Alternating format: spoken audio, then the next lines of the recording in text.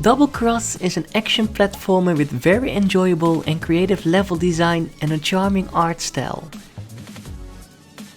You play as Zara Sinclair, an agent who works for a company called Rift that specializes in securing different dimensions and gateways to other realities.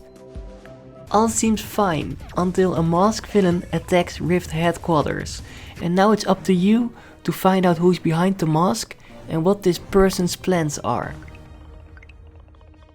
The game is split up in two sections. One is a level select option to different dimensions or realities and their sub-levels where your mission is to reach the end, and as a reward you will collect a certain clue that can help you with your investigation to get more knowledge about this attack. And the other section is walking around at your headquarters and talking to your colleagues and friends and helping them at the same time, so they will help you with your investigation.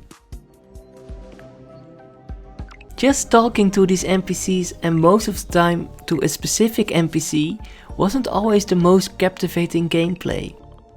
But I guess it was a nice change of pace from the platforming and fighting. They all have their own interests and their own personalities, and sometimes their own backstory for you to uncover. Some interactions even reward you with an achievement, so it really invites you to get to know these people or creatures.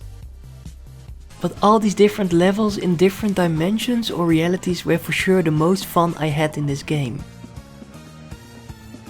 Each dimension has 4 levels, and the last level always has a boss fight waiting for you at the end. Only by finishing the first 3 levels and by investigating the clues with the help of the right people, you will get access to the 4th level.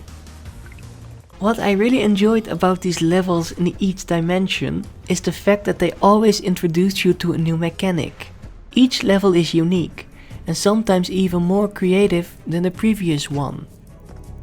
For example, you have this slime dimension that has some fun basic stuff, like bouncy platforms, swinging from object to object and beating enemies with a pretty cool moveset. But the level after this has all of that but even more. Like these Portal 2 kind of slimes that let you bounce even higher, let you run really fast, or let you stick to walls or ceilings. And the level after this has all of that but even more as well. But now it becomes a tense escape where you have to apply these skills you have learned along the way. And this process of adding more stuff to the core gameplay repeats itself multiple times. This is why I really enjoyed this game.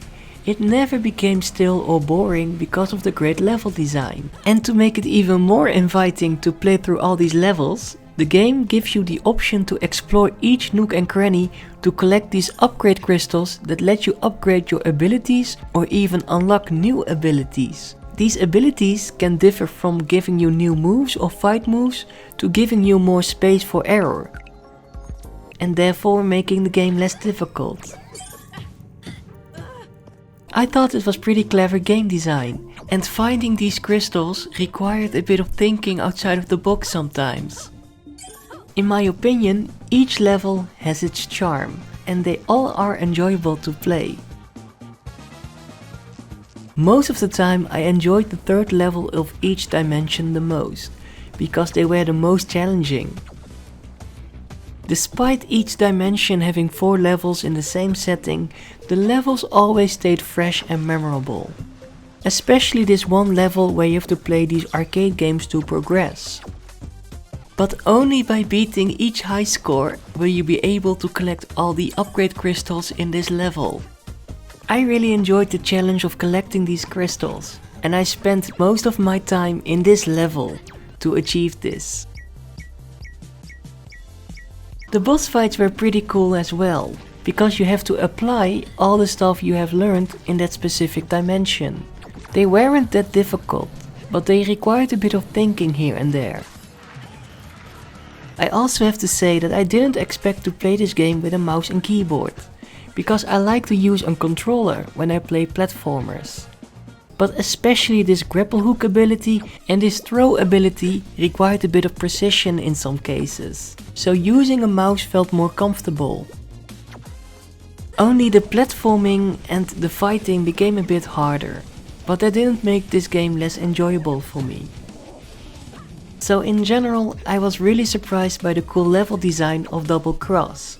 It has a lot of variety in the gameplay, and combined with these charming visuals, it really is a great game.